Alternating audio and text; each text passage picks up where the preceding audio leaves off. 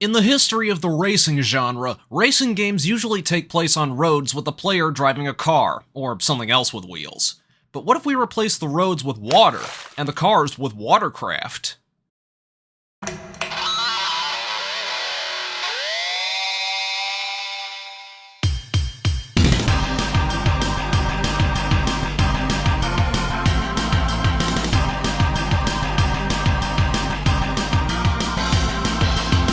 Ahoy there! It be sink or swim today! There haven't been a lot of racing games taking place on water since water is such an unpredictable element. It's not easy to replicate the ebb and flow of waves. That didn't stop game developers from trying, though. With more capable 3D hardware arriving in the 90s, some developers tried their hand at simulating water physics to mixed results. But with the dawn of the modern racing game in the 90s, it was only a matter of time before developers melded water with racing. Welcome to the wet and wild world of water racing games. Try saying that 5 times fast. There's no better way to kick off a water racing video than with the poster child of water racing games, Wave Race 64 from Nintendo. Wave Race! This is a fantastic racing game with some of the most impressive water physics for the time. The effect still looks great even today.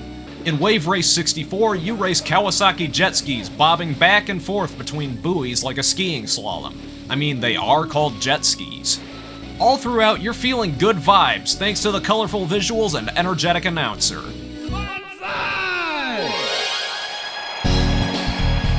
Oh, and the music is excellent. Warm-up time. Follow that Dolphin.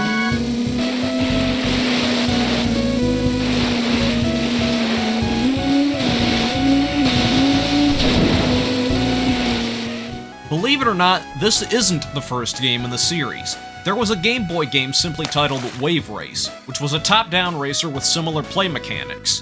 But the jump to 3D was for the best, especially because of that water. I adore this game. But I admit it's not perfect. There's not a lot of modes on offer being an early N64 game. You only get to race against the computer in the championship mode with no single race option outside of 2-player mode, and you only get to pick from 4 racers. Then there's a stunt mode, which I never understood until recently. Despite that, I still believe that Wave Race 64 is one of the best water racing games ever made, as well as one of the best N64 games ever made, period. If you ever wanted a chill, laid-back racing game, this is one of them. I wish I could say the same about Wave Race Blue Storm from Nintendo Software Technology.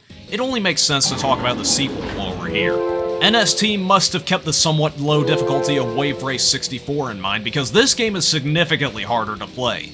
Course designs will often get you stuck or throw your sense of direction off. Plus, the buoy placement is much tighter, requiring you to get a grip on leaning and hard turning.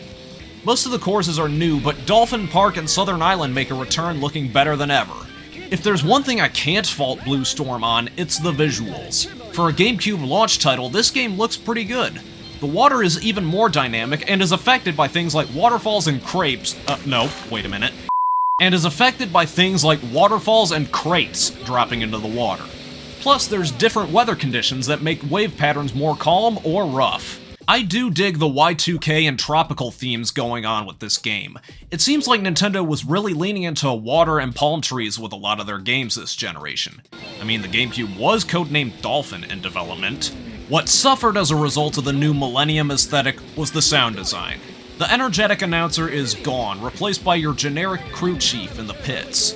The music isn't very good overall, but it does have a couple of decent tracks here and there. They sound a bit like music I'd hear in Spyro or Farscape. I mean, they did use similar drum loops.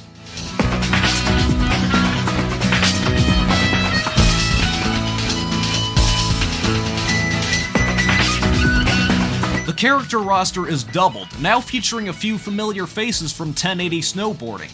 We lost M. Jeter, but we gained Nigel Carver and Serena Del Mar. Blue Storm is nowhere near as impressive or fun as 64, and because of that, Nintendo never made another Wave Race game ever again. Diminishing returns are a bitch. Hi! Hydro Thunder! Now let's look at one of the best boat racing games ever made, Hydro Thunder from Midway. While the water effects aren't as impressive as those in Wave Race, they look pretty good in most ports. Hydro Thunder was ported to multiple consoles from the arcade game, including N64, PlayStation, and Dreamcast, plus all the other 6th generation machines once Midway Arcade Treasures 3 came out in '05. The Dreamcast version of Hydro Thunder! in particular received acclaim for being so close to the arcade version, accelerating the death of arcades going into the 2000s.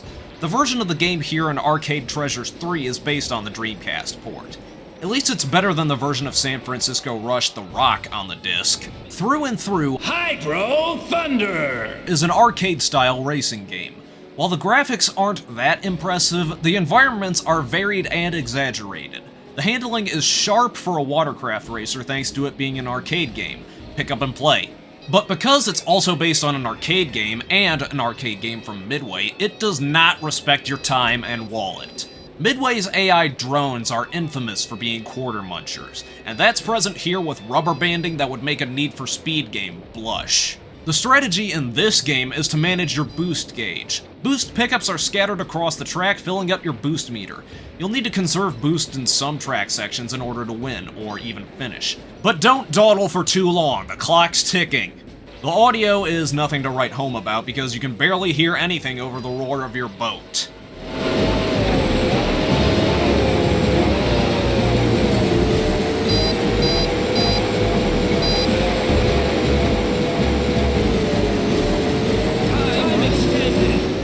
While Hydro Thunder! is fun, I would say it's best enjoyed in short bursts due to the difficulty. This game got a spiritual successor in H2 Overdrive in 2009, and a true sequel in Hydro Thunder Hurricane in 2010. But unless you either own an H2 Overdrive arcade machine or had Hurricane installed on your Xbox 360, you'll likely never play either of those. Wait. It came out on Windows Store and is backwards compatible on newer Xboxes? Never mind, I take it back. Next up is Splashdown Rides Gone Wild from THQ and Rainbow Studios. The same Rainbow Studios behind Motocross Madness and ATV Off-Road Fury. It's a sequel to the game simply titled Splashdown, which was also PS2 exclusive. I picked this up because Metal Jesus raves about this game. Is it as good as another gaming YouTuber cut it out to be? Well, it is good, it's just not gonna be one of my favorites. Let me explain. Rides Gone Wild is very stunt-centric. It's like a combination of Wave Race and Tony Hawk's Pro Skater. This game borrows the buoy slalom mechanic from Wave Race, but you only get stalled if you skip buoys instead of being disqualified. Your Sea-Doo WaveRunner doesn't gain performance by passing buoys. Instead, you have to pull off stunts in the air to build your performance meter. Have a look at this cunning stunt! Stunts are performed with one of the 4 buttons on the back of the DualShock 2, with one of the left buttons devoted to vehicle tricks, I keep forgetting which one, and the others for normal tricks. These stunts are performed with button and directional inputs just like the aforementioned Tony Hawk games. The kicker is that you can chain stunts into each other to build even more meter. The more meter you build, the faster your WaveRunner goes. Performing stunts also accumulates points that can be used in the warehouse, which is used to unlock other characters, outfits, WaveRunners, tracks, and a bonus song. Said song is terrible, and not in a good way. But the concept of earning currency to unlock items by simply playing the game is growing harder to find today. Speaking of songs, Rides Gone Wild uses a mix of original songs for the world courses and licensed music for the stadium courses. The licensed soundtrack consists of music from the likes of Juno Reactor, Kazzer, The Donnas, and others. Being licensed and all, I can't use it on YouTube, but if you watched a trailer for Madden NFL 2004 or have seen Malcolm in the Middle, you'll recognize the song used in the game's intro movie. The original music all syncs up with events happening on the track. And oh boy, do things happen on the track. The world courses in the game all change each lap.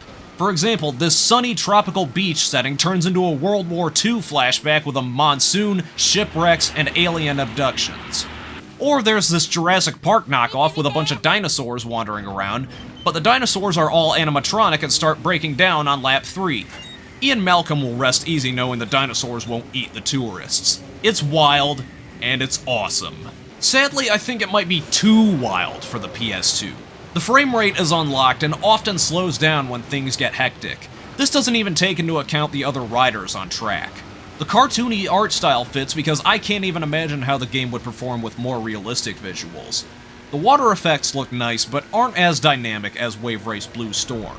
While the world tracks are varied, the stadium tracks aren't as cool. At least the stadiums all have different motifs. One last thing, I recently got a RetroTink 2X Pro to use in tandem with a cheap HDMI capture card to get retro game footage on real hardware at higher frame rates.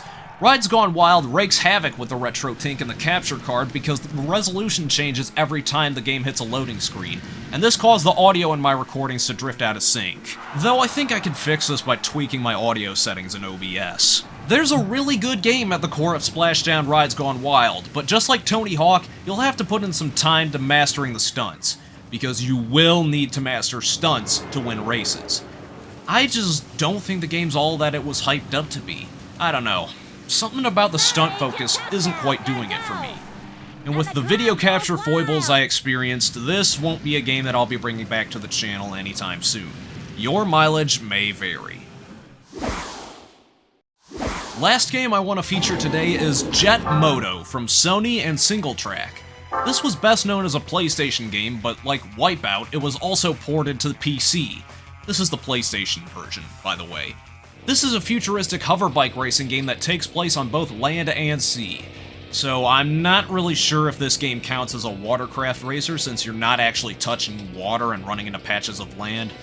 But you are running on courses with water, so I don't know, I guess it counts. Anyways, the style of Jet Moto is like that of an American comic book set in a 1960s retro future style. That was handled by Axiom Design, who are featured as one of the race teams. The other 3 race teams are rounded out by real-world sponsors like Butterfinger, K2 Sports, and Mountain Dew.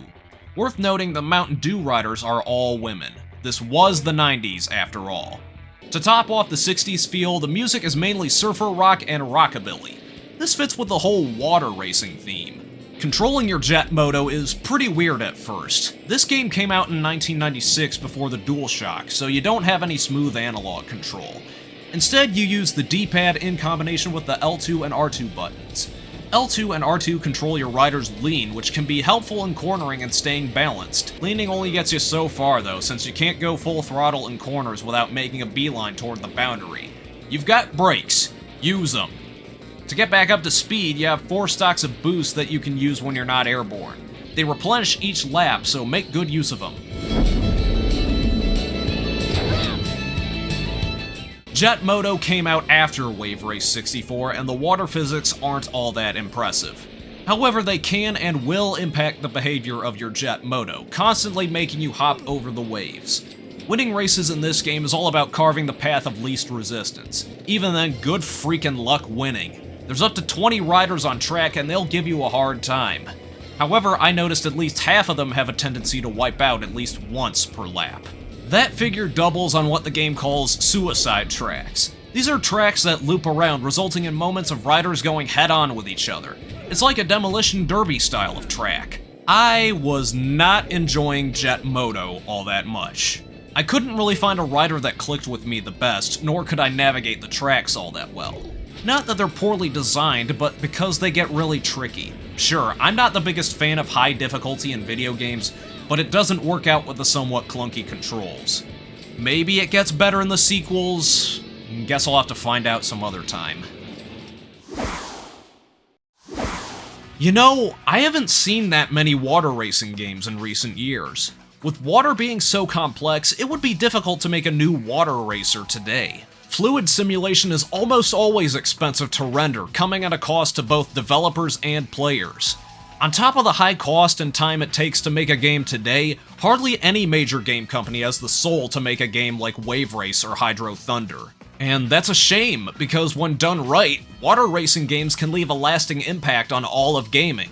Whether it's the waves and vibes of Wave Race 64, the tight gameplay of Hydro Thunder, or the batshit insanity of Splashdown Rides Gone Wild, this is a subgenre today that is sadly missing at sea. Granted, I'm not in the loop when it comes to the indie scene, so I probably missed at least one indie game trying to shore up the subgenre, and will probably get at least one comment saying so.